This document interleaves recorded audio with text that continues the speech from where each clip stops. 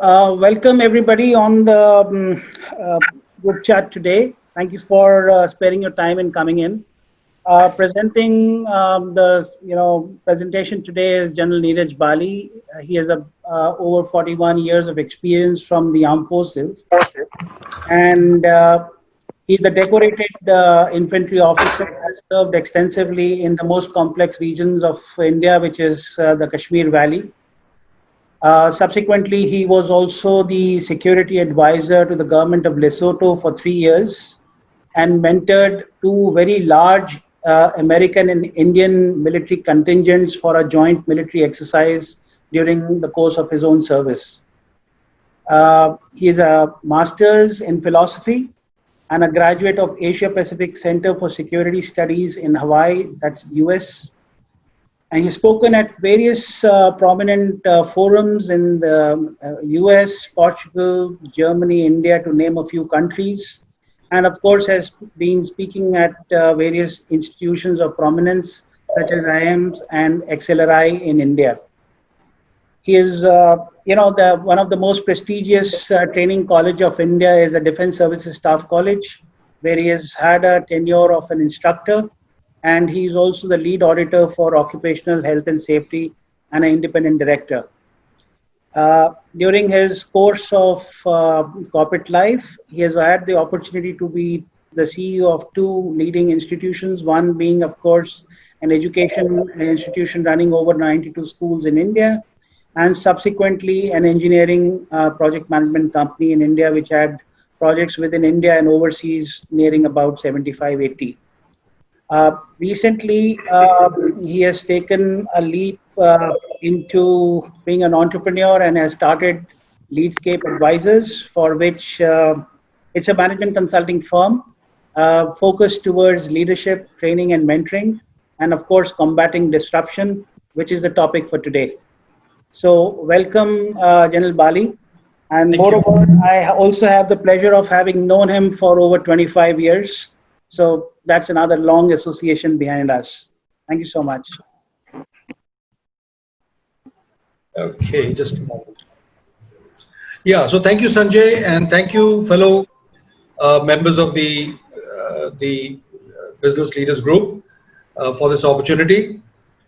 Now, today I'm going to talk about something which is on our minds, I think, for the last few months.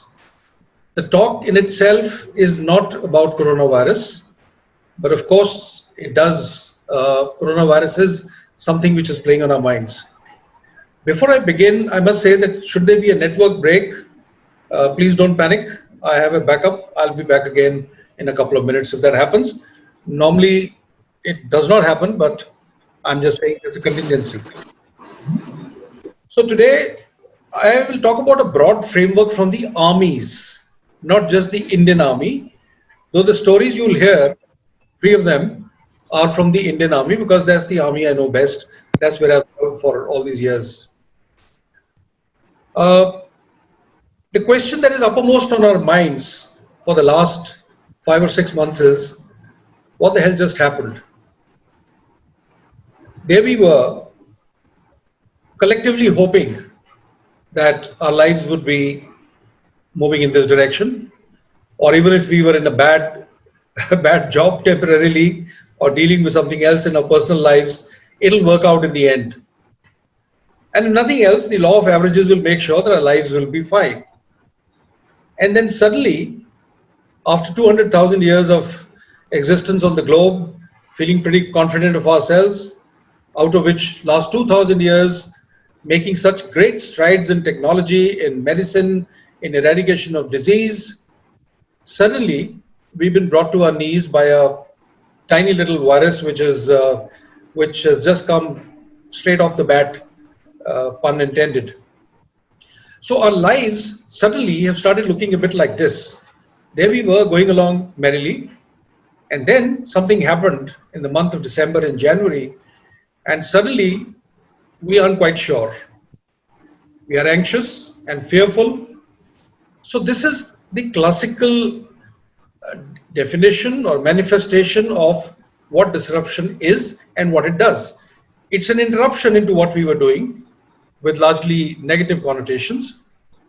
And the thing I want you to focus on is that it causes a great deal of uncertainty and ambiguity because, frankly, we didn't know it's going to happen, or maybe we did, and we weren't prepared.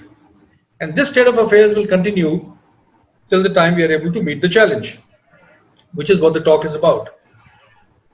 Now, if you were to simplify this entire crowded slide and just focus on something, it would be this. It is the uncertainty and ambiguity in our minds which is causing us all the difficulty because we really don't know which way how the cookie will crumble in the end. And that's why I decided that let's have an interaction and try and see if there's a framework from an organization, the armies of the world, which routinely have to combat uncertainty. They have to thrive in uncertainty and they have to win in uncertainty. So that is precisely what we're going to do today. In this conversation, and hopefully an interaction, I'm just going to talk very briefly about this thing called the fog of war. Disruption is not caused only by things like coronavirus.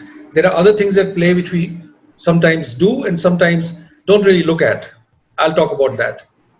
And finally, while nobody can give you a silver bullet answer to all your problems, the fact is you can develop a framework from the experience of the armies of the world.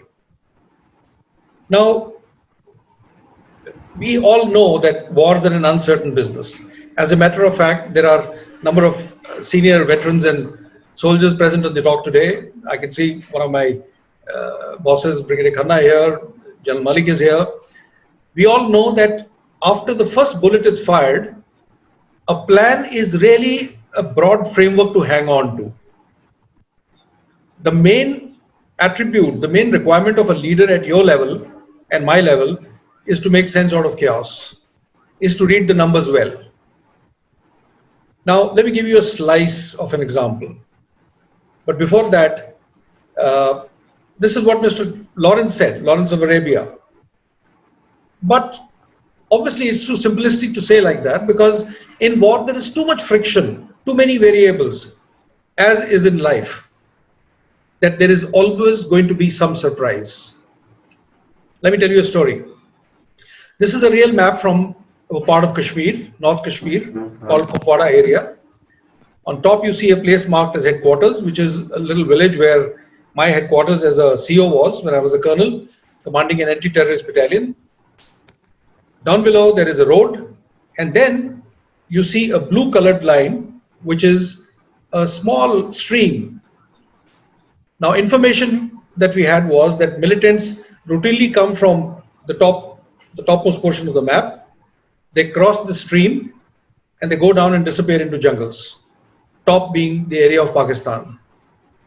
So we tried laying an ambush along the stream every other day, literally for a year, but we never got lucky. There was a tiny log bridge.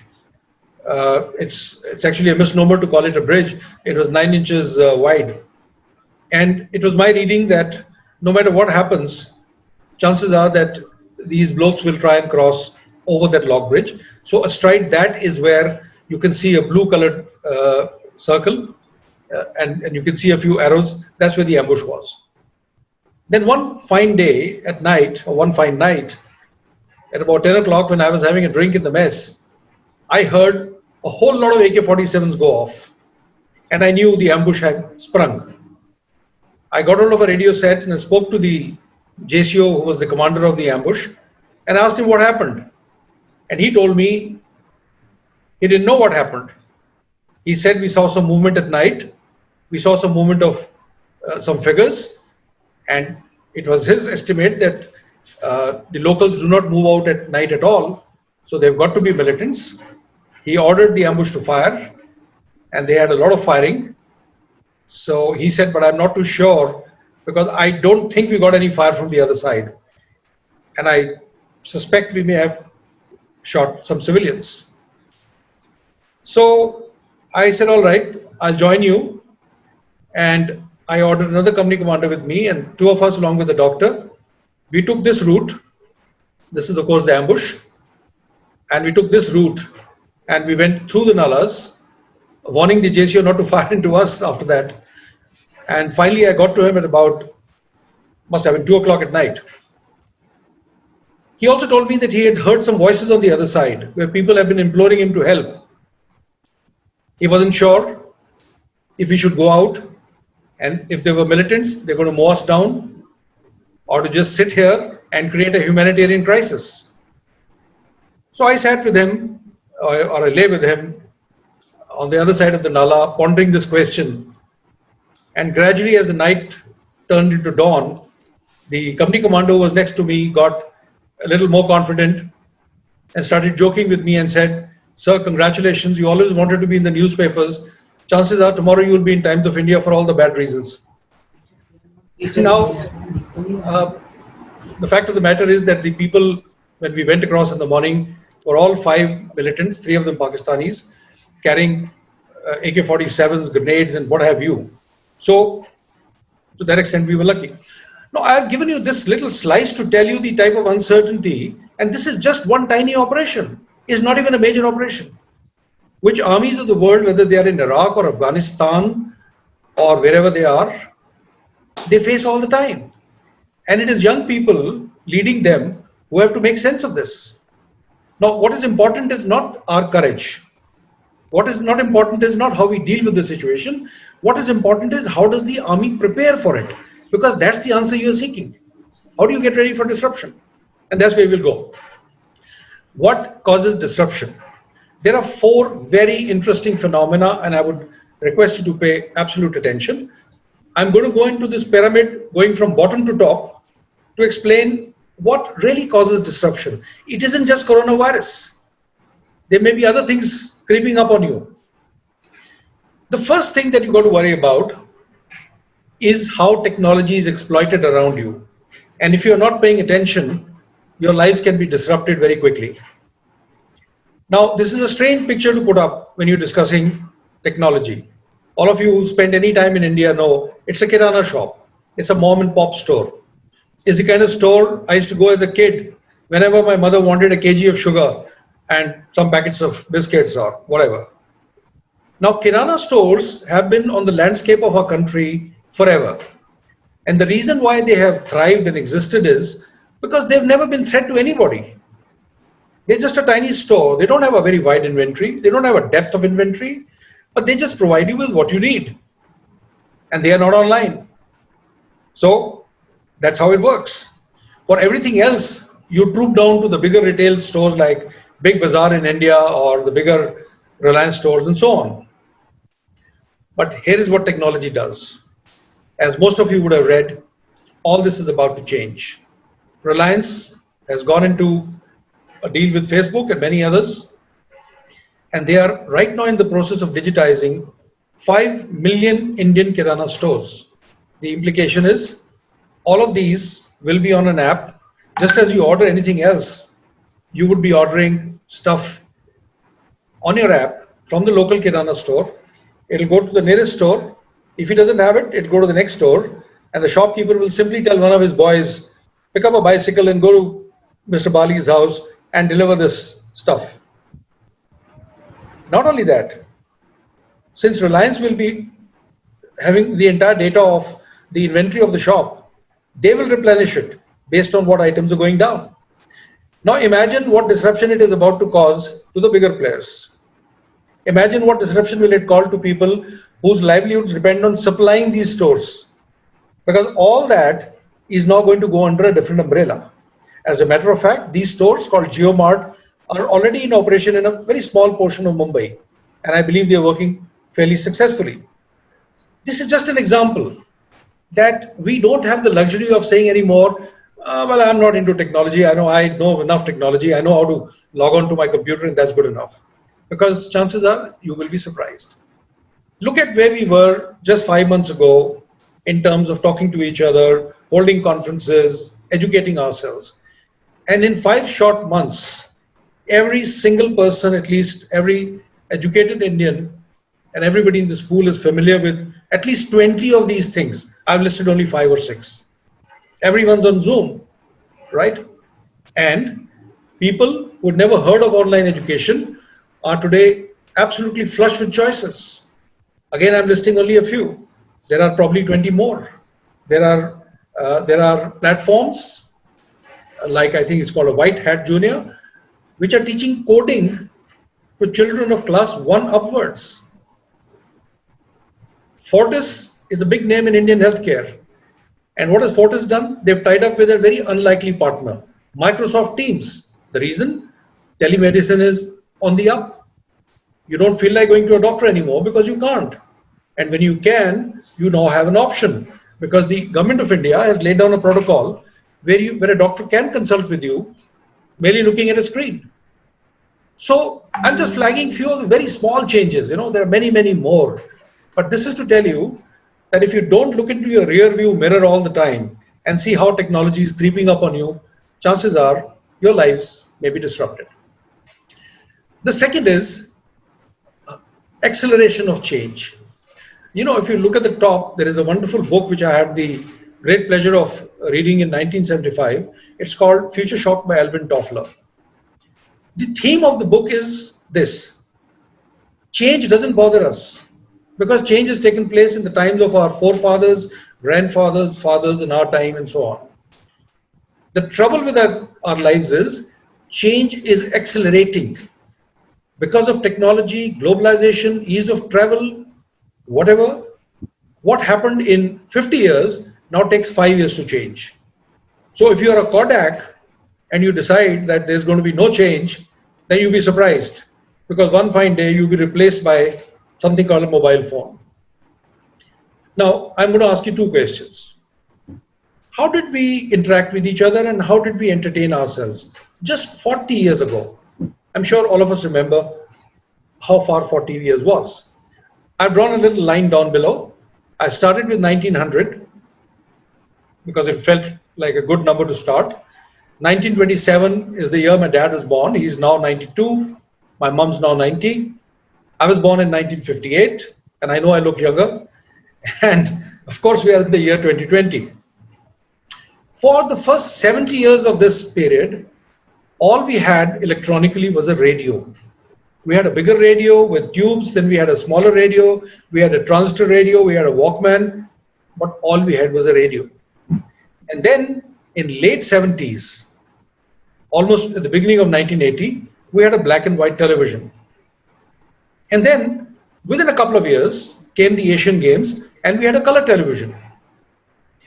Look at what it took us 82 years and look how many things we have seen, used and disposed of in the intervening years. What happened to the VCPs, the VCRs, the spool tape recorders, the small tape recorders? In fact, tape recorders to start with. What have happened to them? Things just have started coming and going within a couple of years. And sometimes we notice it, sometimes we don't. But this is the change that can bring disruption into our lives. And how did we communicate with each other? Pretty much the social life we had was going to the neighbor's house and having a chat.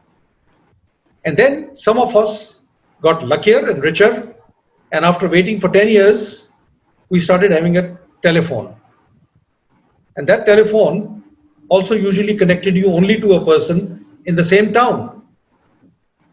And then suddenly we had a thing called STD. Remember those yellow boards all over India? Just in the year 1990 to 2000, just 20 years ago, the entire landscape was full of yellow boards saying STD, ISD, internet. Where are they? Disappeared. And the reason they disappeared is because somebody's put a little gizmo in your pocket and you really don't need any of that. And that gizmo will also disappear. All right? How did you take pictures? You took a black and white picture. You had to be very careful how you pose because you were wasting a reel. And then you had to wait 10 days or 15 days to see how you really looked. And today, you can see it in a second. In fact, you can change your entire appearance if you want.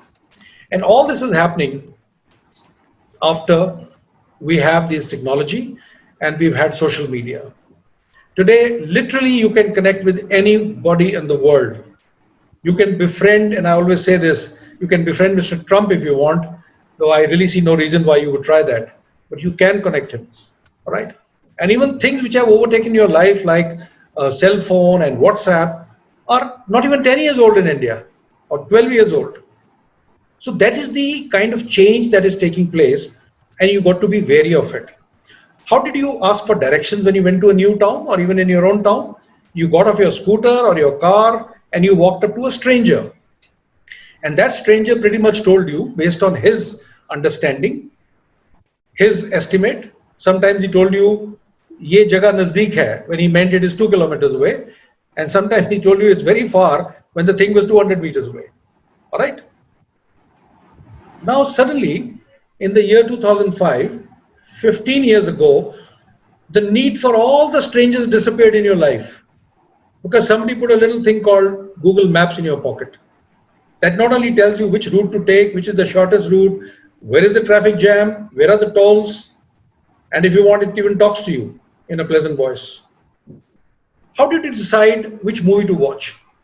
You asked a friend, and a friend told you the movie to watch based on his liking or her liking. There was a caveat. You could only watch a movie provided it was running in a theater. And then, just 4 years ago, you started having things like Netflix. Today, you are flush with choices. Netflix, Amazon, Hotstar, Airtel, I can't even name all. But the most important part is that after you watched a couple of movies on Netflix, Netflix becomes that friend who tells you what to watch using an algorithm. So Netflix is watching you while you're watching a movie. That is the kind of change that has taken place in 4 years. And of course, sometimes we are not aware of it. The third thing, which is a very personal construct with me, is what the army calls asymmetric warfare. When we compete in our lives, in our companies, in our personal lives, we are looking out for a competition which is like us, which follows the same paradigm, same rules. But you know what? In today's world, practically anyone can jump into business. And when a weaker player competes with a stronger player, and if the weaker player follows the same rules and tactics as the stronger player, the weaker player is going to lose. So what does he do? He follows unconventional tactics. He follows rules that you don't follow. And I'm not talking about just the Googles of the world, which started in a garage, or Facebooks of the world. They are, of course, very eminently huge examples of this. But everywhere, there is a small competitor crafting his own rules, and you got to watch for him. Let me give you 3 examples. A question that is often asked of the army is, why the hell can't you beat these terrorists? They're a bunch of ragtag guys. You guys are a million-strong army. What's wrong with you? And I always tell them, because they fight by different rules. And it's not easy even to spot them. They don't wear the uniform the army wears. They don't travel in the vehicles we do. They don't live in camps and cantonments like we do. Hell, they don't even follow the law of the land. They mix up with the civilians. They carry weapons under their clothes. So he's following a different set of rules. Same goes for startups. Watch out for startups. And if you're a startup, my congratulations. And of course, this is how in globalization, the bigger, more established economies got rattled. The whole idea of globalization was to open up the markets to the West. And guess what they found? They found that the countries with different economies are not going to follow the same rules. The Indias, the Chinas, the Vietnam, the Cambodias of this world, we don't have the same labor laws. We're not going to pay the same amount to our people. We're not going to follow the same environmental rules as somebody sitting in Detroit. How can you compete? Therefore, my third piece of disruption advice, you can call it, or pointer is, watch out for asymmetric players. The last one you're most familiar with. You know, back in 1800 till about 1890s, the world thought the only swans that existed were white. And then a bunch of scientists went from UK to Australia, and they came across black swans. It was a seminal moment. Nobody had predicted it. And that's why it's called Black Swan event. whether it is 9/11, the arrival of internet, which is a good black swan moment, the coronavirus, or the subprime lending crisis of 2008. These are all black swan events. They are always unprecedented and they always have a large impact. But the question you should ask yourself is this: is it really right that they are not predictable? Could it be that we are not paying attention? We are not watching the road? When it happened in Wuhan, in that animal market, surely coronavirus was a black swan event for the market in Wuhan. Maybe it was also a black swan event for Wuhan itself. You want to extend the logic? It was a black swan event for China. But we knew it for 3 months. So really speaking, it should not have had the sort of negative impact that it's had on the rest of the world.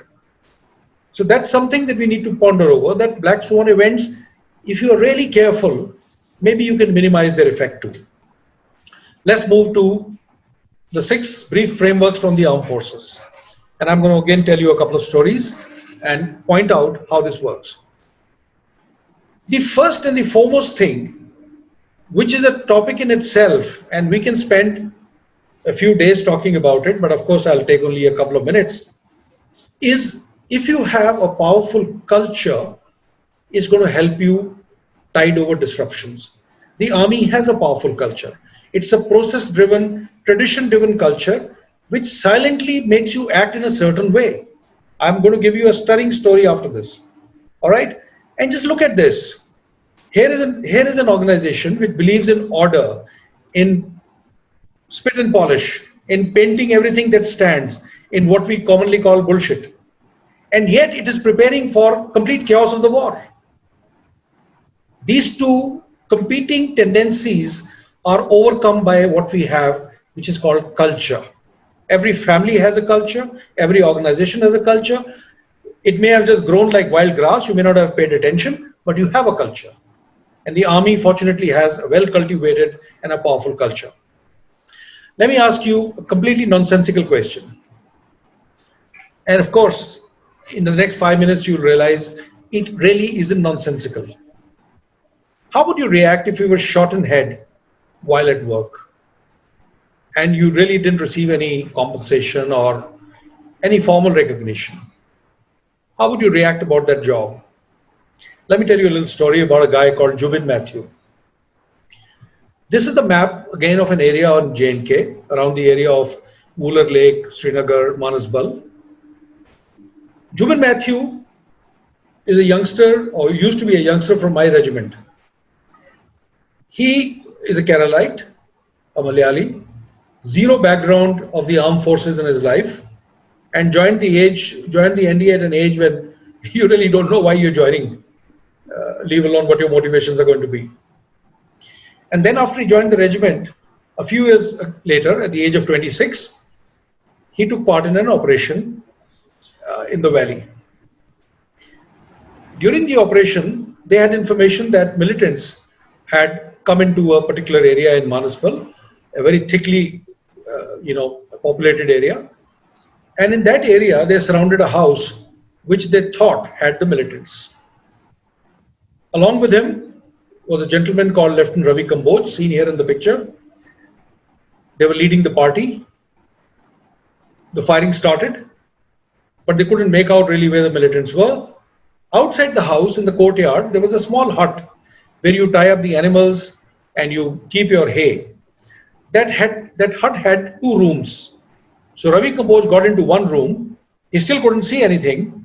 So he tried breaking the mud wall to get into the place where the animals were there in order to get a better view.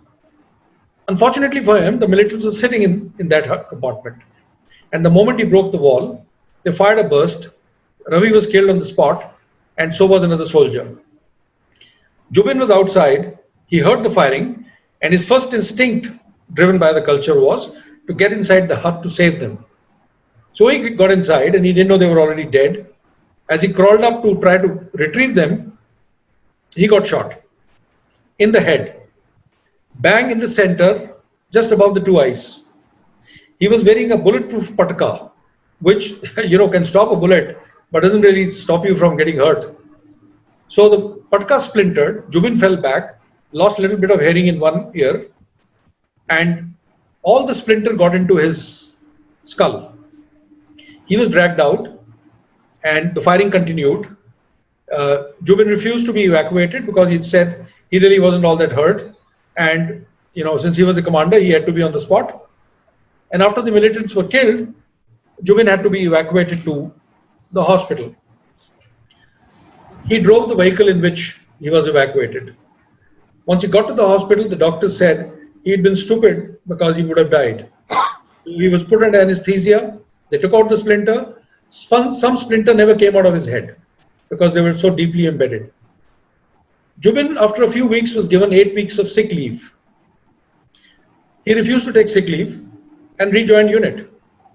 When I asked him, who the hell told you to rejoin? He said, no one. He's a very humble and a very shy kind of a guy. He said, no one told me, sir, but I just thought there is a shortage of officers and no one's going to tell me. But I just thought maybe I'm needed.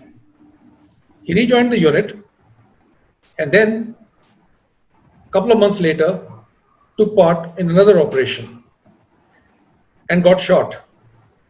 No prizes for guessing where. On his head, just above the 2 eyes. He's the only guy with 2 bulletproof patkas with bullet holes in his living room. This time he also got shot in his shoulder and he was bleeding. So this time he was evacuated. His CO was on the spot, so he took him out, took him to the hospital. They operated upon him, repaired him, gave him 8 weeks of sick leave, which Jubin decided to forego and rejoin again. I remember when he was in hospital, I sent him a note. I said, good Josh, Jubin, but don't lose your head. He keeps that note with him to date. Now, Jubin never got an award for these 2 operations. Not because the army is unfair, but it's just that not everybody gets a medal. You can do a fabulous job, but not everyone is going to be awarded a medal. And obviously you get no bonus or no appraisal at the end of the year for getting shot. And then 2 months later, he took part in yet another operation. This time, didn't get shot, mercifully, and got a Sena medal. He is retiring as a colonel very soon. Now, I tell you this story because this was triggered in my mind when I was asked this question by a lady in IIM Ahmedabad once. She said, when the intake from the armed forces is from the same demographic as the rest of the country, same education background, same middle class Moors, same traditions, same values, what happens to you guys in the army that within 3 or 4 months you're willing to die on the slopes of Kargil? The answer to that question is culture.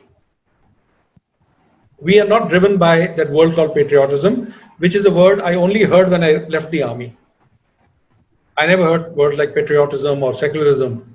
We just did it, right? So that is how strong the culture is.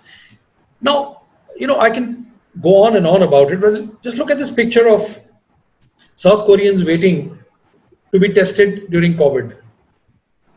You can see discipline and patience and order in the picture.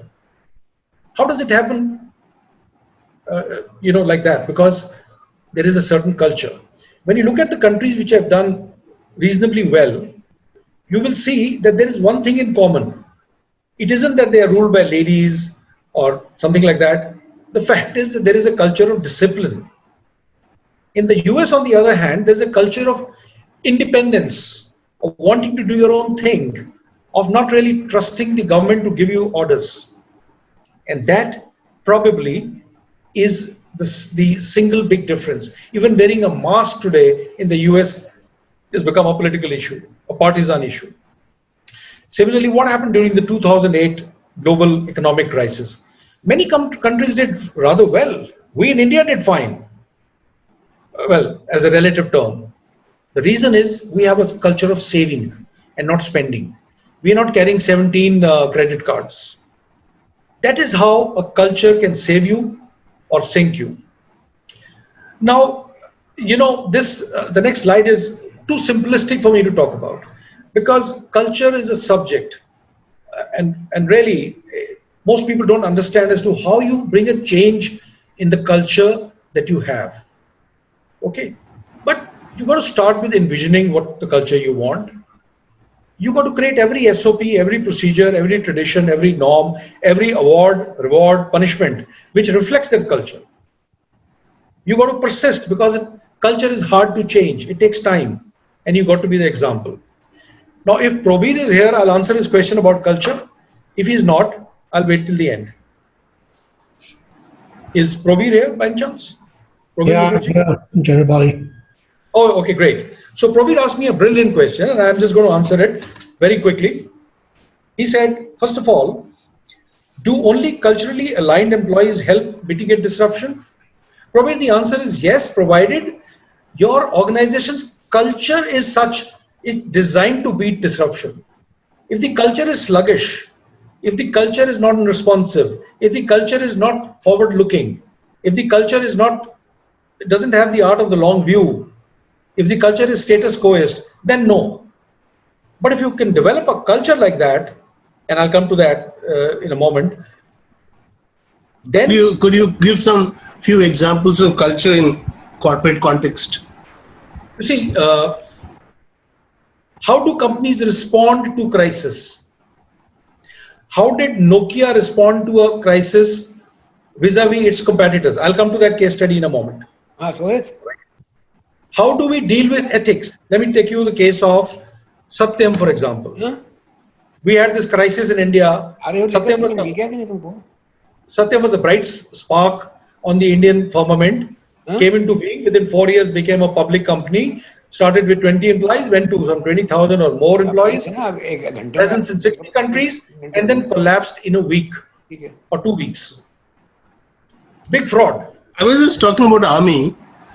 Yeah. One of the things in corporate culture they say is like whether it should be meritocracy or seniority. I'm just giving an example, right? If it is a performance-oriented organization where performance matters, seniority doesn't matter, that's what the new culture is in most corporates. But in most government organizations and in the army, it is seniority. I mean, the more senior you are, not true, sir. The performance being constant. See, performance here means exemplary performance, achieving more than the targets and all this stuff. But in the army, we don't have that kind of system. We don't fight a war every day. So if I may, yeah. If I may interrupt you, I'm sorry. No, that's not true. I'll give you a correct example. The course with which I was commissioned, we were first. Sorry. I just last question. So, do you think, this is not a culture, meritocracy and seniority performance? It is definitely a culture, and the army is completely based on meritocracy. Okay. The seniority is only a byproduct. I'll give you an example straight away. The batch with which I was commissioned, when we became majors, 50% people got superseded at the rank of major. 50%. Only 50% of us rose. And then from lieutenant colonel to colonel, another 33% fell off. It is a very sharp pyramid. It doesn't work with seniority. At every rank, you just keep dropping off people who have not done anything wrong, but their performance relatively is not as good. It is purely merit, and it is such a strong merit that sometimes you wonder what wrong have you done that you didn't get promoted. Okay, so that's not a fact. Secondly, we are not just judged based on war. We are all the time training, debating, doing stuff on ground, exercising, and everything is seen. Of course, it's very hard to explain how the army stays busy, but it is not seniority. Seniority may come into play if two people have to become chief. Only one can become, so maybe the guy who's younger will end up becoming, or the guy who's senior will become. But seniority doesn't work like that in the army. So that's not right. Okay, let me just get back to Probir's question quickly. So Probir, that's one. If your company is basically based on status quo, you don't believe in changing, then chances are the disruption will affect you. It'll affect all the employees too. I have a very nice quotation about status quo. Some people love status quo long after quo has lost all status. So if that is the kind of company, then it'll happen. The second point you asked is, how do we check cultural alignment dynamically? Well, there are quantitative ways of doing it. There are, of course, manifestations. You can look at the culture all the time. I would say there is you should take a feedback from the outsiders, and you should listen to people who are with a maverick thinking about how your company's culture is. This is a whole different, topic, and we can talk about it separately. The last part you said is, are we aligned in large forums, or is it an individual check with leadership? Okay, so here's the news. Culture always begins from top. It does not rise like reverse osmosis. It doesn't go against the gravity. You don't expect a youngster or a junior executive to try changing the culture of the company. It won't happen because he'll lose his job. So culture always begins by envisioning on the top. All right. So I'm sorry I'm rushing through this, but I'll be very happy to have a separate discussion on this because this is a whole different topic. Sorry, again, I'll butt in here. Culture can be top-down or bottoms-up also. I'll give you examples of bottoms-up culture where organizations have changed culture based on the feedback from the rank and file.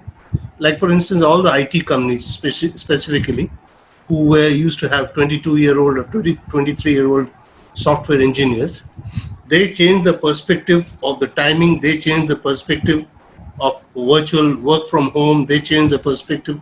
It is they who push the ideas forward to the top leadership, and that's how the culture means you work anywhere, wherever you want to, you're just accountable for what you deliver. With due respect, you can have all the feedback in the world, but if the leadership doesn't change it, it won't change. They gave a feedback, they didn't change it. The change comes from the leadership. Yeah, I mean, I'm not talking about the decision making, I'm just saying that the cultural changes and transformation often comes even from the rank and file. That's what I'm trying to say. If you're a responsive leadership, you listen to rank and file before you change the culture. But the change itself will always start from top. Okay, the second part. Yeah, Mari, I want to come in because I really thought about the question when I put it out there, and I put it based on my own experiences. And, there are, I want to completely agrees with the fact that it's going to change. The change is going to be led by the top, but the bottom can open the eyes. Yeah, and I think the points that have been made are absolutely, and I completely also agree that people developing software and this whole word that we have started using in management now called agile actually came from a process of, iterative software development practices and et cetera, et cetera. So these are all cultural things which have come about. It opened the eyes, people understood, they appreciated, and they got there. And certainly, I'm talking about those companies which are dynamic, which watch their back, which watch the radar, which do a scan, et cetera, et cetera. But when you have such a company or you have such an enterprise, the question was around how do you, first of all, the set of people, the mindset is of the folks in the company have to be that they're ready to make that adaptation. They're ready to go forwards. They're ready to go backwards. They're ready to go sideways. It's not like this is how it was done and that is how it is done and this is how it's done. And they need what we call as appropriateness mindset. You could have been doing something today, you do something tomorrow, and you go back to doing something that you were doing day before yesterday. Now, this kind of stuff, I think, is the new paradigm. And I'm taking this debate to another level when I say that it's a different set of organizational dynamic or organization behavior, which we have to, find a way to bring about.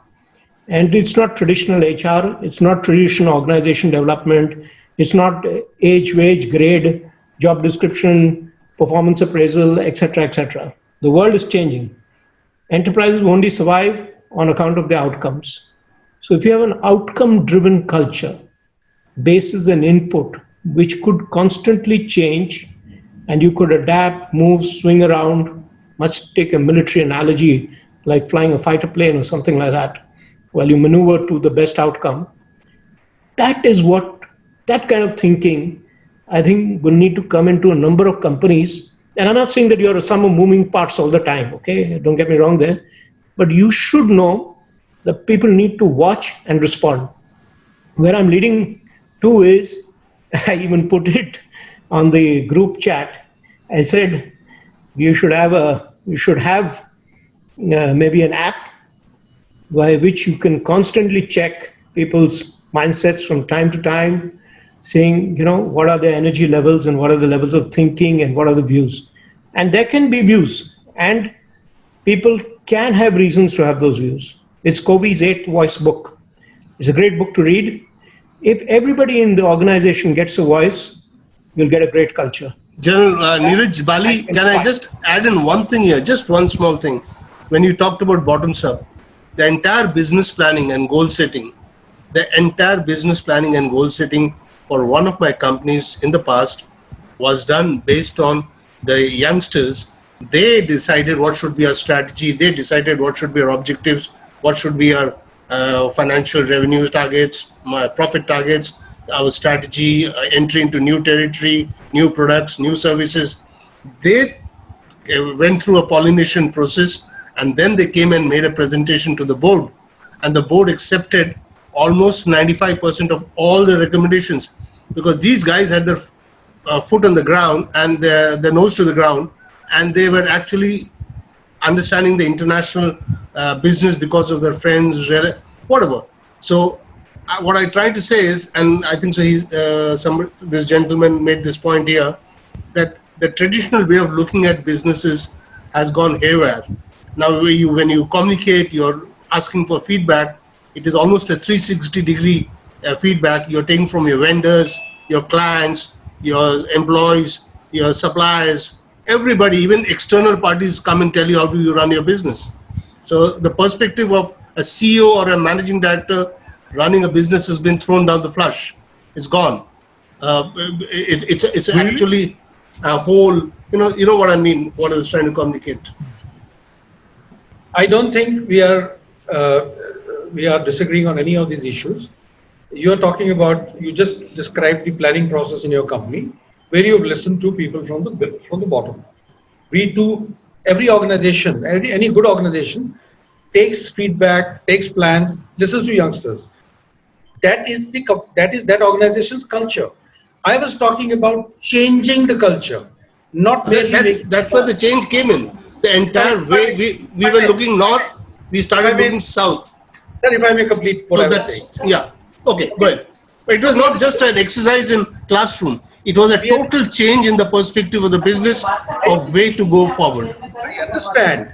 But eventually, the authority to bring that change, no matter who suggests, cannot lie with, you can't say, all right, the general manager will decide what the culture is going to be.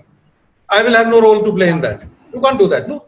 So eventually, the change will remain with the guy on top. I'm not talking about a stamp of a CEO to be put on a validation. I'm not talking about stamp either. I'm not talking about stamp either. I don't think you're, maybe I'm not able to explain myself. I'm not just talking about... You saying approval, I don't mean, I'm saying that these people have collectively decided something, who's the management listen to it with a very strong intent and in an unbiased manner, and they accept it with all humility. That's all I'm trying to say. Fine. Let's go forward. I find this, and of course, Prabir's views again. No, there's nothing in your views which anybody can take exception to, because it is exactly what I believe too. That companies have to change, they have to be dynamic, so on and so forth. I am just talking about the overall construct of the existing culture of any company. I'm not talking about the fact that we needn't change or we shouldn't change, we shouldn't pivot. We're not saying any of that. Okay, the next part is about the preparation. Now everybody prepares. Okay. So maybe your companies prepare, maybe some companies don't prepare. I've also been part of some companies that I find preparation levels, the training is probably just tokenism. Now when I joined the army, for example, one of the thoughts in my mind was the time for studying, etc., the academics is over, and the army is going to have nothing to do with intellect. This is what happened in my career. They made me a graduate. They put me through a young officers course of nearly a year. They put me through another support weapons course for another 3 to 4 months. They put me through a signals course to give me an idea of the technicalities of communication. They put me to a junior command course to become proficient to be able to lead a company. They put me through a staff college so that I could become even a senior officer. They made me do a MSc. They put me through a senior command course to become a CO. They made me do an MPhil for a year. I did a high command course to become a senior officer again as a brigadier and above. And finally, they sent me abroad to a think tank.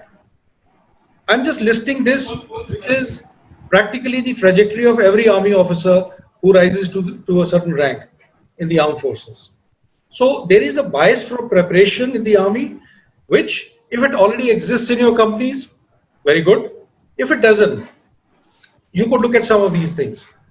Now people ask, what do we do in peace stations? What do we do in peacetime? There is a daily individual training in the armed forces. There are courses of instructions. But more importantly, there is a culture of having war games, which validate plans, which predict what is going to happen in future.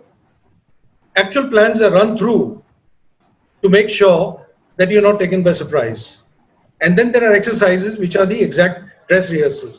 Now, I fully understand that the corporate world doesn't have the luxury of doing this very complex and day-to-day training business. Training costs money, training costs time, and maybe we are on the roller coaster of life. We don't have that kind of a time. But I do notice that many corporate houses in India are increasingly moving towards at least war games, at least scenario building in a more sophisticated way. And that is what I think is something we can probably take away from the armed forces. So this is no brainer, and I'm not even going to explain any of this. I think a little more focus at the topmost level to the training might actually help in preparing for areas of disruption. The third is intake. There is again a crucial difference between how the army recruits its people and how I saw it being recruited on the outside. You see, when we took people in our company, we looked at the man's background. He had multiple levels of interviews. We looked at what he did in the previous company, what his knowledge was, where had he worked, what was his salary, why was he leaving. He was the kind of guy who was hopping from company to company, etc. We looked at all that. But when you are put through the selection process in the army, मुझे पहले पता होता तो मैं कभी करवाती नहीं लाल चना 98102 may I request somebody to mute this mic? There is a okay, thank you. So there is the fourth element. In the army, when you're taken in, it's not only your skills and the knowledge and the background, there is also your attitudinal qualities, your behavioral qualities which are seen.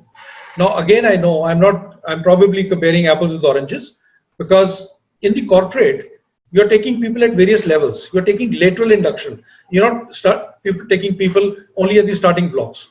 But having said that, isn't there a case for institutionalizing, looking at a man's psychology in a more formal way, looking at what his attitudes are, how will he behave under pressure, under stress, under disruption?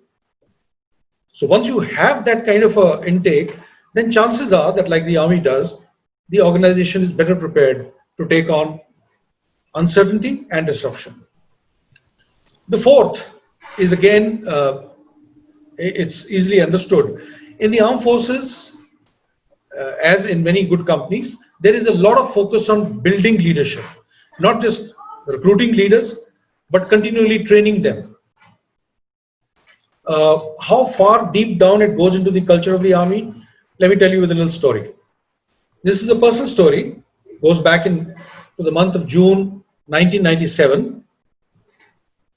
On a particular day, I received an advice from the barber of my unit, which is not unusual, but which reflects the sort of understanding of leadership that helps an organization become strong. So what happened is this. On the 4th of June, when I had just crossed a particular spot in a vehicle, the next vehicle was blown up by the militants. They had planted a lot of explosive under the road. The vehicle went up above the height of the eucalyptus trees, as seen by the convoy behind. It took 2 tumbles in the air and smashed against the ground, instantly killing one major, and 2 soldiers. It also trapped another young lieutenant, Ravi Loganathan, and 2 soldiers in this mangled piece of steel that you see. The militants started coming down the hill, firing at the vehicle because they wanted to kill whoever else was there inside and take away the weapons. My vehicle had gone up nearly 5 to 10 minutes ahead. I heard this very loud bang. We turned around and we were advised to start walking or running rather than going in the vehicles because we didn't know how many more mines were there going to be. As we were running, an officer who was with me pointed to the red colored tabs I was wearing on my collars. Colonels and above wear a distinctive red colored tab which is worn in peace stations and actually not supposed to be worn during operations. But I was wearing it and he pointed to that and said, "Sir, I think you should take it off because if the militants can spot you, then you will be the first guy to go and then they will have problems." So I looked at him and said, "Yeah, I will take it off." But I didn't because we were running. We were all carrying our own AK-47s. And as we went up further, I heard the news that 3 people had died. And then running on the other side of me was a barber by the name of Rooplal, an army barber. He stopped me and said, "I want to say something." I said, "Sure." He said, "You know, the advice that the major gave you is a very good advice. There is no courage in wearing these red tabs. You're not supposed to wear them anyway. So somebody will take a shot at you, somebody will kill you, and then in his words, bhagdad mat jayegi. So you should take them off." So I said, "Yeah, I will take them off." He said, "No, but I have one more advice. Please don't take them off today and don't take them off for the next 3 months. You are the CO. Let no Jawan feel that just because 3 people die, our CO gets rattled. Sir, you've got to, give an example." What do you think of an advice like this? There are merits and demerits in everything. But here is an advice coming from the lowermost rung of an organization. Lead by example, no matter what the sacrifice it entails. Why should we do it? Why should we do it in any company, anywhere? Because when the times are fearful, like now, leading by disruption is an antidote to the fearfulness. There are many, many good companies where the senior-most people have taken the biggest cuts of pay. That's leading by example, nothing else. So this is the time when all people who lead by example are going to be able to help in diluting the impact of disruption on the rank and file of your company. So therefore, the first piece of framework that I would take from the army is be visible, be with the team. If you're just a name inside on a glass door and you're behind a door, it's probably not going to help. You really have to be where the action is, because the more now people see you, like people saw Sam Walton of Walmart. Every Sunday or every Saturday for 30 years, he gathered his entire team in the headquarters, some 600 people. And he spoke to them. He talked about various things. He talked about the policy. He said how well they were doing. He asked some questions. There was music. Families were invited. What was he doing? He was being visible. He was just not a name, somebody you know as the chairman or the MD. And of course, you can, these are again topics in itself, you can reward initiative and risk taking. If you don't do that, then chances are you'll kill all initiative in the times of disruption. The third thing that the armed forces do very well is they focus on the small unit. Nobody in the army takes risks and dies because if the chief of the army staff says so. Nobody does it for General Bali. People do it for their own little units because the unit CO is so empowered that he's literally the father and the godfather of the unit.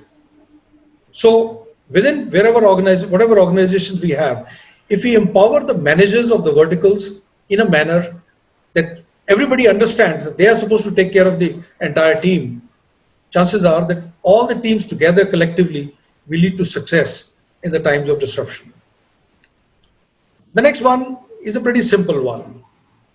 reconnaissance and surveillance. You might say this is a strange animal to talk about in disruption. What does the armed forces do? We are continually looking at the enemy. We are looking at it by physical means, by using thermal imaging, by infrared, by choppers, by planes, everything else.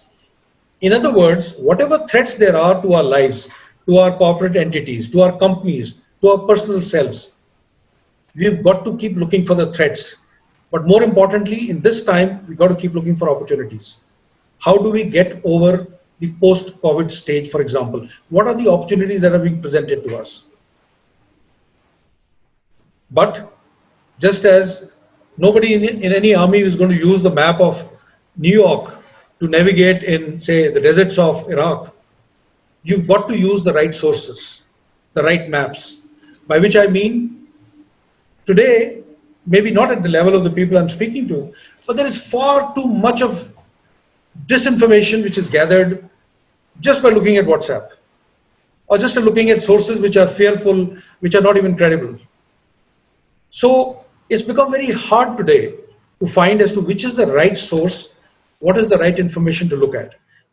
If you're looking at, say, listening to people like Bill Gates or, some leading economists in India, Kaushik Basus of the world, Raghuram Rajan, chances are you'll get better inputs than merely looking at the social media. The third is, you've got to recognize the primacy of competitive intelligence. This is again something which many large companies talk about, but my experience is it really isn't given the importance it deserves. It's very transactional. You use CI when you need it for a project, but you don't use CI to keep looking at future, at what might happen. What might happen if, say, the world cuts off from China, or what happens to your local supply chain. So I think both market intelligence and competitive intelligence are pieces that need to be strengthened if you want to look ahead towards disruption. There are, of course, all of these which I have written down here. You don't have to read this. I'm just going to talk about the last part. You should embed a sense and response and collaborative action in your business if you want to get over disruption. What happens in the armed forces? You are perpetually taught how to respond to a situation. If something happens, there is a quick reaction team which is going to take action very quickly. What happened back in 2000 when Nokia and Ericsson were both getting chips made by a Royal Philips factory? The factory was struck by lightning. There was a little fire, put out in 10 minutes. Philips assured both Nokia and Ericsson that things will be back to normal. Nokia and their team, however, decided to respond in a different way. They set out teams. They started looking for alternatives, even creating new chips, sourcing from different sources, sourcing from different Philips factories. Ericsson, on the other hand, decided to do nothing. It's a case study worth reading, which I'm sure many of you would be familiar with. At the end of that particular year, while Nokia was hugely in profits, Ericsson lost $1 billion. So you've got to embed a sense and response the way armed forces and good companies do. The next part is having reserves and contingencies. Now, everybody has reserves. I know that. Companies have reserves. Otherwise, they wouldn't be able to function. But the army has another framework. You have reserves, and then you recreate reserves once you use them. Let me give you a little very basic figure, which I'm sure the people in the army will probably smile at. Here's a little diagrammatic view of what happens in an attack. There is an enemy, and then there are attackers. The attacker is usually in a ratio of 3:1. So let's say there's a company of enemy being attacked by Alpha, Bravo, and Charlie company. In every single case, before you go into operation, the commander will have 1/3 as his reserves. That's not the only important thing. Let us say the attack begins, the operation begins, and Alpha company has some losses and needs to be pulled back. The commander will pull back the remaining Alpha company, push Charlie into the action, and again recreate reserves. Now, how do you translate that in the corporate? I leave it to you. But the fact of the matter is that if you don't have reserves at every stage, you cannot influence any battle. In fact, this business of reserves, you can take it into other forms of life. Again, I'm not going to pontificate. The fact is, if you have reserves in money, in time, in relationships, and health, all of this can help you beating disruption. The army also has all the armies have a very strong culture of contingencies. They don't work just on, a plan A. In fact, it's not a joke that the army would rehearse and have a contingency even to host a major party. So this whole system of scenario building and having contingencies is built into the culture, the strategic culture of the armed forces. All contingencies that are created are viable. They're not paper contingencies. Every contingency is provided for. Now, I agree that in the corporate, if you create a contingency, there may be a cost or there may not be a cost. Both the things are quite possible. I've seen during this disruption, there were companies with fantastic contingencies. In our local Reliance here, had a contingency where the moment their supply chain got disrupted and the supply stopped coming to it, they initiated a pull model using their own transportation to start pulling the supplies from the suppliers.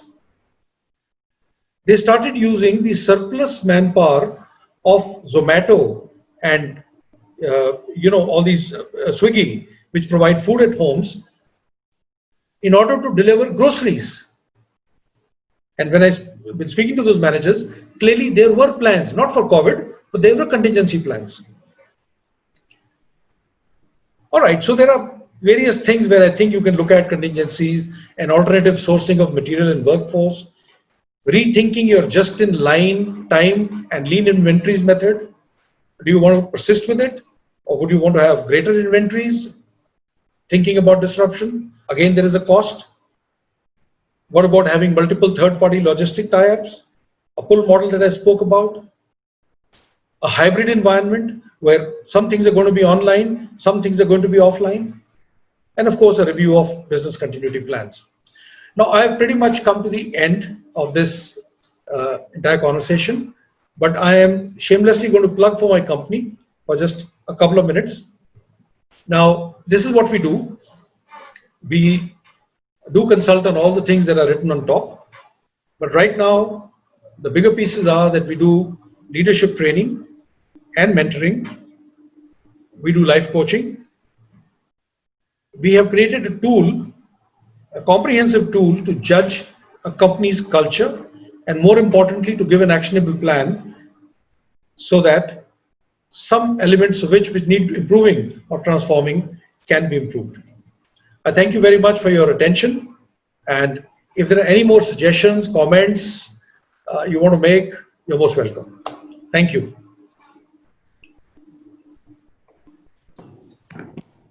So thank you so much for a wonderful talk. I'm sure everybody has enjoyed it. I have a question. When we talked about the intake in the armed forces, because that is what we do. I run a firm over here which is into executive search, and have been always inspired by the way and the manner in which the army has always inducted its fresh people, whether in the cadres for officers or for men. In the corporate world, I see there is an extensive influence of bias and discrimination, and of course influence, which determine whether the person should be selected or not selected by the person sitting at the bottom end, which is a basic recruiter, I would rather say. So the bias could be whatever. It could be racial, it could be ethnic, it could be gender, it could be anything else. The discrimination could be also on similar factors, but there are a lot of influences, specifically when you see two people, and let's talk about the very basic on a person's profile is his education. Somebody might come from an institution A and somebody from another one, and the person who is reviewing his profile at the very upfront, even for a very senior position, is always a very young recruiter, right? And he would get influenced by the very institution the person has passed out from, and that does not necessarily mean the person has got gray matter inside. It could have been just because of affordability or whatever, that person could have gone there, or it was an intellect at that point in time that he could have got. There are many reasons. I don't want to really debate them. Could be all positive reasons, but that does not necessarily mean the person who comes from an institution which is considered better has got better brains over a person who has not come from an institution so good. So biases prevail. What are your advice to the people who are leaders in terms of how to select people by eliminating these kind of biases? Certain amount of subjectivity is going to be in every human affair, for sure. But Sanjay, I think you may be a far better man to speak on it and to advise on this issue. You've seen both sides of the spectrum. All I can say is I can just simply repeat what really happens at the level of intake or for the process of intake. There are three distinct people who look at every candidate. One is called the interviewing officer, who looks at the entire piece of a man's background and his attitudes and how well he comes across and confidence and everything else. So he basically, elicits all the stories out of him. The second is called a GTO, a ground technical officer, who makes the man go through certain paces physically. That is an obstacle course, for example. Now, if a man is not able to complete an obstacle course, he is not going to be rejected, provided they see that he made several efforts to do it. So again, it is not to see how fit a person is, it is to see what his attitude is. And the third person who looks at it is a psychologist, who puts you through a very rapid fire kind of a test so that your real personality comes out. Now, the crucial part is that these three gentlemen are not supposed to exchange notes before they write their report. And you need a unanimity in order to get inside the army. You may have a discussion thereafter. If two people say a candidate is fit and one thinks he's not fit, you can have a discussion, but you're supposed to give your independent opinion. So what am I saying? I'm saying institutionalize it in such a way that this subjectivity can be reduced to the bare minimum, where you have 2 or 3 distinct way of looking at a candidate and everybody having a different opinion, and to do it in an institutionalized way, particularly introducing the element of looking at a man's psychology. That would be my advice, but by no means am I expert in this field. So maybe someone like you can talk about and design a better system. Now, one more thing, sir, is that it entails a 3-4 level process. There's an academic process, there is a selection process, and there is a medical process. Medical, I'm leaving aside for the moment, but there is somebody who does the academics, there is somebody who does the selection. And take yourself back in many years when you were a commanding officer, you would get a guy who you have never met. And you make an officer out of him who takes 3 bullets on his head and still works for you with a smile on his face. And you still talk about him. How about adopting that kind of a culture in the corporate while you are taking people, regardless of the level at which you are taking them? See, Sanjay, I would never ever advocate that anybody has to copy anyone's culture. Certainly, the armed forces culture meets a certain requirement. It's a different environment. The point is not that the armed forces culture is superior, or it's distinct and it serves a certain purpose. In the corporate, we have to design our own culture. We have to decide, first of all, at the highest levels, we have to decide what are the infirmities, what do we really want?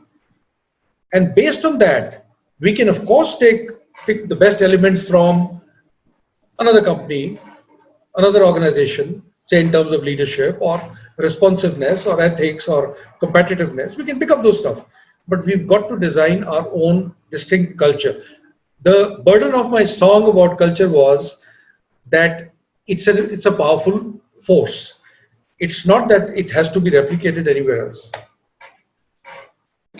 Thank you so much, sir. I'll leave it to others for asking questions if they have any.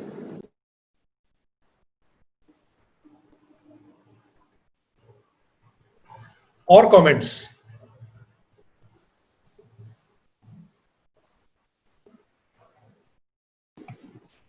Major General Bali, this is Rohit.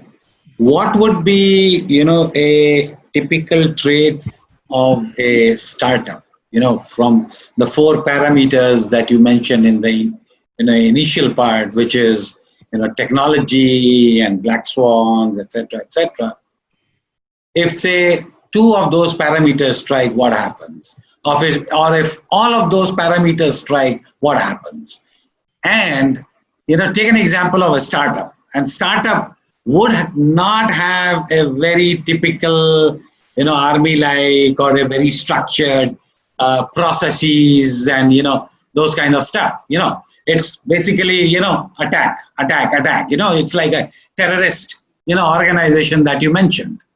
These are the 2 points I wanted you to give your views a little bit in more detail. See, Rohit, wonderful point.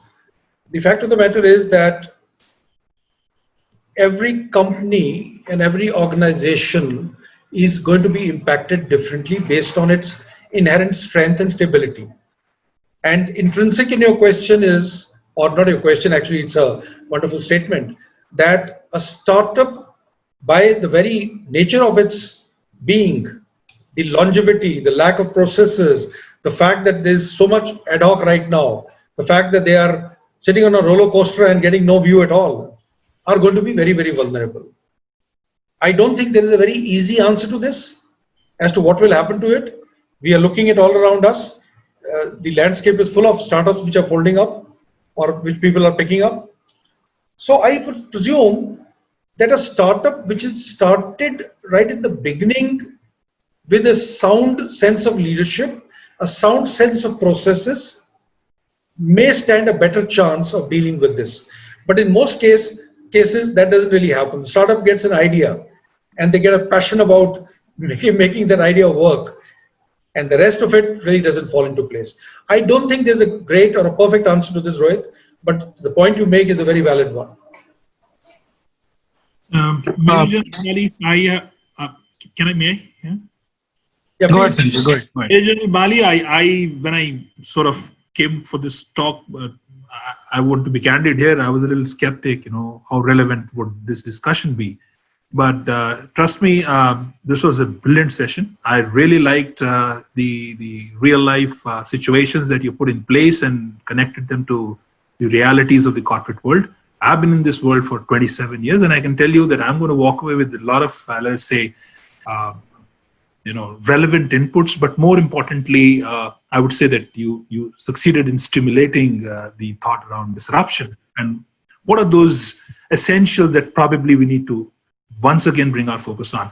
I didn't mean to give this sort of accolade, but I have nothing else to say other than that. Thanks for stimulating once again this discourse. Thank you, Sanjay. It's really, really very generous of you. Thank you very much. I just want to end that little story which I started, and that I think Mr. Kishan had to make a comment. When Satyam failed, the point I was going to make is this about the culture of a company. When Satyam failed, why it happened, etc., is a different story altogether.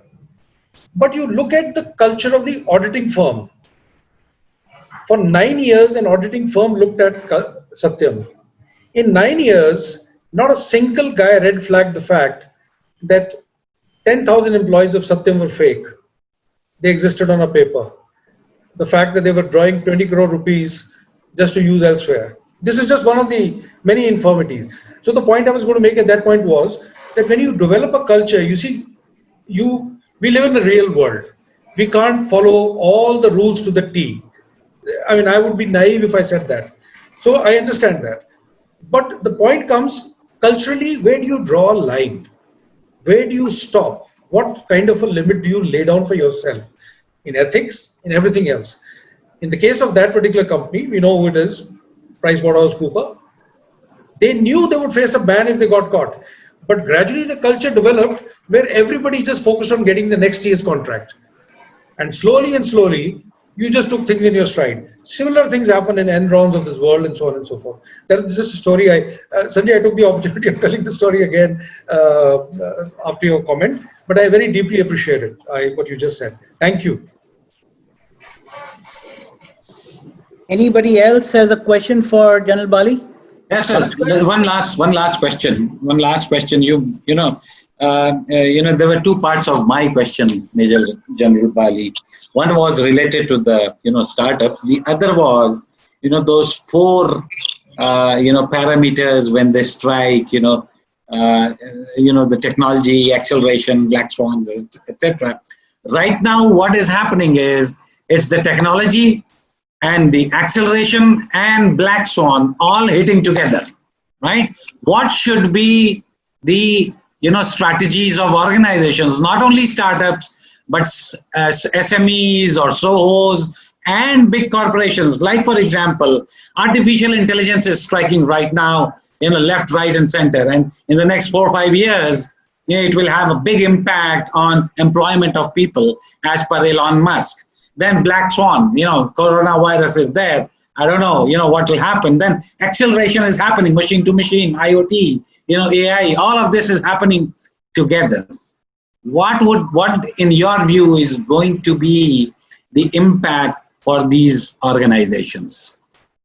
Very, very difficult question to answer, Rohit. It's a very large question and a very difficult question, a little outside, my immediate understanding. But I would say, if I was to just make a very generic comment, the more nimbleness there is at the topmost level of the organization, not just in terms of thinking, but in terms of pivoting, in terms of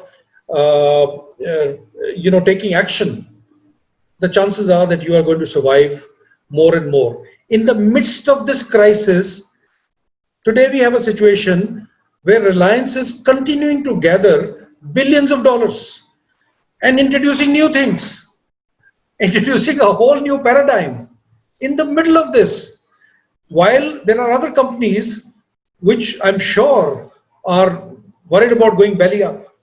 So I really don't think I have the bandwidth to answer this entire question. It's a very large question, but I would say very generically that today anybody who's not thinking nimbly, even as an individual, if you're not thinking nimbly and that so-called cliche of out of the box, thinking of some different ways to grapple, not taking counsel of your fears all the time, but taking counsel of your hopes and looking at the opportunities and pivoting.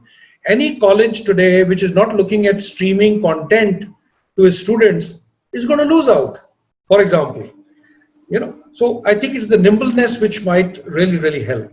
But again, I think it's a brilliant line of thought that you've opened. I'm sure there are many people better placed than me, some scholars and practitioners who can take this on.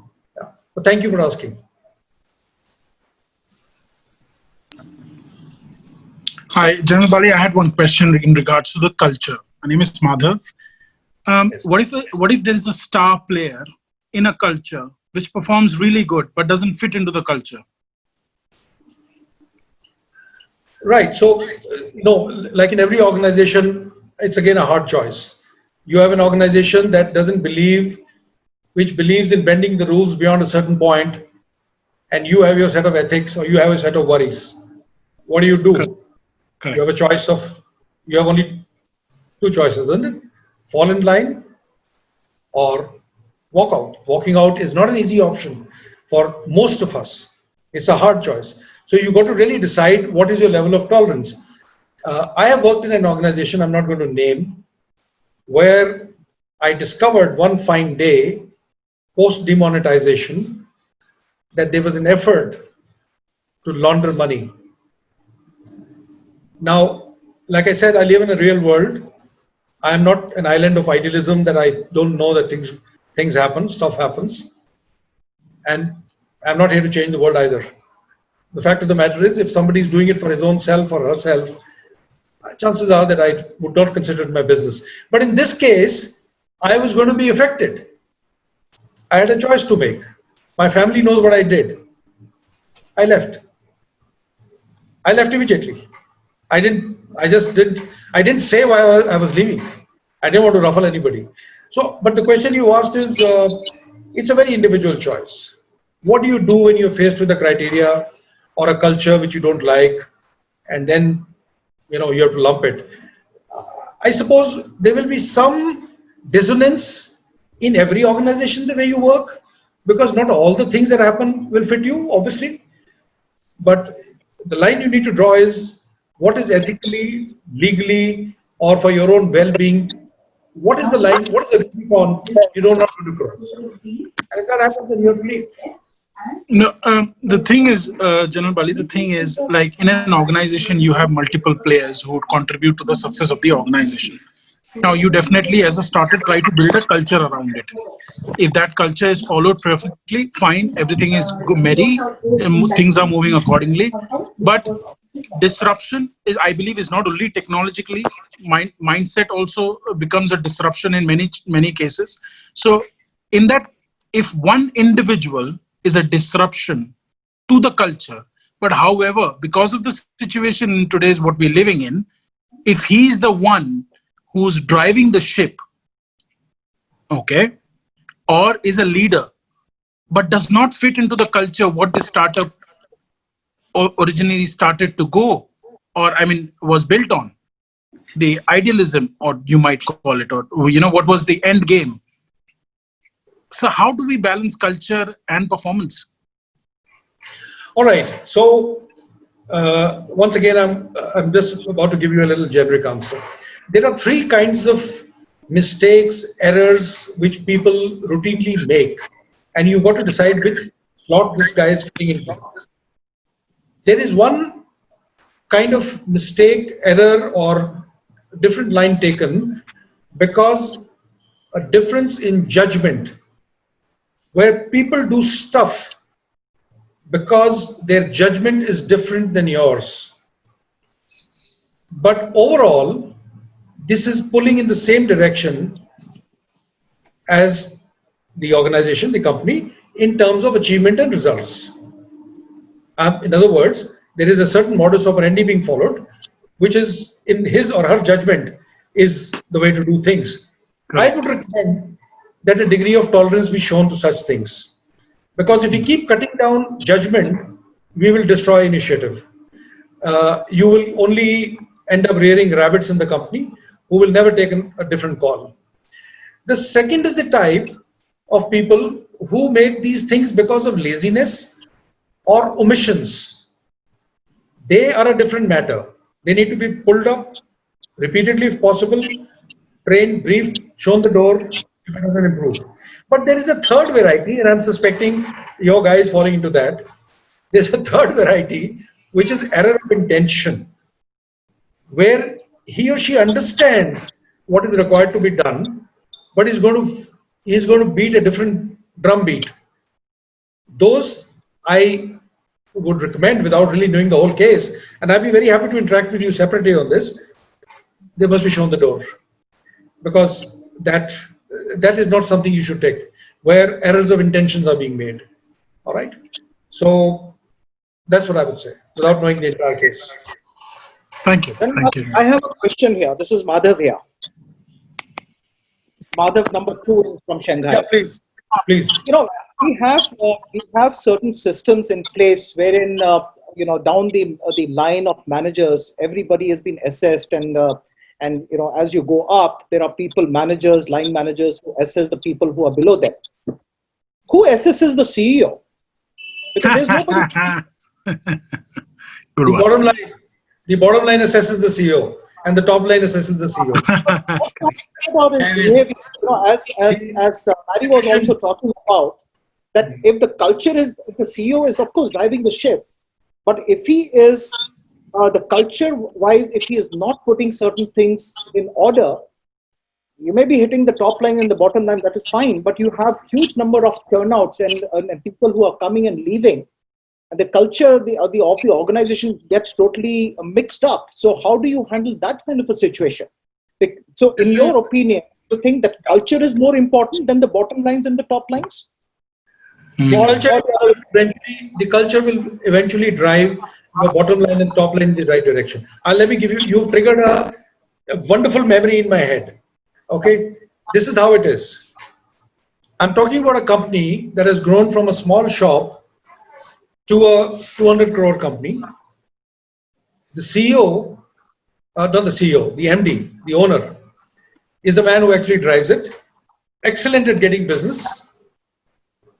And the company started progressing from whatever to reached, if I was to tell you the top line, successive years, it was 35 crores, 65 crores, 105 crores, 210 crores. I'm talking about the 4 years. Tremendous growth. Now, I started repeatedly hearing a word, what the MD said. He said, our growth has become our greatest challenge. This was the wisest thing I'd ever heard from him, because the company was continuing to behave in the same manner, in the same, culturally the same manner as it behaved as a startup. They were, in other words, few processes. Nobody respected the hierarchy. Nobody really bothered about the roles. People thought, like in a small shop, you can tell, aaj tu kar le, nahi to kal tu kar lena ye kaam. That was the culture of the company. And the surprising part was, the MD knew this. So eventually, what did he do? He took a fabulous consultant firm on board, paid them big bucks. The consultant firm went through its paces, interviewed everybody, checked everybody. The company was successful. It was growing, but something was creaking. The support system was not able to keep up with the growth. You could get more business, but we couldn't deliver, or they couldn't deliver. Now the consultant firm came to the conclusion, a very difficult one for a consultant firm, that the problem was the MD. How was he the problem? He had not grown in his mindset. He wanted a modern corporate entity, but he hadn't changed himself. He was the guy who was so insecure that he would deal with sundry guys at the lowest level as spies. He would get them into the office, listen to them, and act according to that. He would take crazy decisions based on such thinking. He would micromanage stuff where no micromanagement was allowed. He was completely disempowering the vice presidents and the assistant vice president, because he was dealing with one gentleman down below who understood that all he had to do is whisper in the ear of the MD. Okay, what came of this story is not, I don't think I should be telling you here, but the fact is the companies began to show signs of cracks. The top line started stagnating. What is worse, there were complaints, right? Down to vigilance complaints. So that's what happens when you culturally are not aligned. You know, Peter Drucker said, culture eats strategy for breakfast. You can have the grandest strategy in the world, but you don't have the culture to fall in line. You guys are not aligned to it. How the hell are you going to succeed? You can be a country and come and occupy part of India in Kargil and say, we are going to win the war. But in your culture, you don't even share it with your political apparatus. You don't share it with your Air Force. You don't share it with your Navy. You don't even share it with all the corps commanders, because you have a culture of thinking that few people can run the ship. Okay, I'm just giving you a broad example. So that is what happens. Culture must take primacy. It is not at loggerheads with top line and bottom line. It is what will drive top line and bottom line in the end on a more sustainable basis. Things that the Indian industry back in India specifically, because of course the culture in other geographies are very different. But if you have to give advice to CEO of the industry, what are the 3 things that you would say are the most important on a priority basis that they should think about it and start implementing within their own organization to drive a kind of atmosphere where there is collaboration, where there is encouragement of anybody to come and speak out his voice in terms of anything that he has to say, if he disagrees or disagree. So in your opinion, what would be those 3 things, priority areas that Indian industry should implement on a war footing, and specifically in the times that we are in now? You know, again, it's a very very wide question, but I am a great believer that if you start fixing your culture, based on what you perceive to be infirmities of your setup, you will benefit. But remember something, it'll take time. Culture is hard to change. It's the last thing that changes. You first got to fix your SOPs, procedures, processes, traditions, all of that piece. The second thing that I would tell a CEO, particularly of a mid-sized company, is stop demanding loyalty. Loyalty is a byproduct of what you do. Make your people feel safe and secure. In most cases, there's a culture or an environment where everybody feels insecure about their jobs. People are unhappy about coming to work because they don't know what is the next thing that is going to happen. Build a system, a culture of your personal style and leadership where people feel secure and safe with you, right? Madhav, there can be many other answers to this. I probably will have to give it a little more thought before I can say something more worthwhile, right? But thank you. Well, I think it has been a very engrossing session. Anybody else has any questions? Bhushan, you want to ask something? No, I think I'm good. I'm good. It's been great. Like, I think good insights, very good insights rather. I'll put on my email ID on the group. If somebody wants to know anything, talk to me, whatever. I'll be happy. I'll be very happy to carry on. This is really this is the kind of conversation that is kindling my own brain, my own thought process, much more than it's kindling yours probably. Yeah. Thank you so much, everybody, and thank you, General Bali. Sir, it has been a pleasure listening to you and very insightful, of course. And it took 25 years for it to mature to this conversation eventually. 62 in my case. Okay. Thank you. Thank you, everyone. Thank you. Stay safe and have a wonderful rest of the day. Thank you. Thank you. Thank you. Thank you. Thank you, sir. Neeraj, it was a delight. Thank you, sir.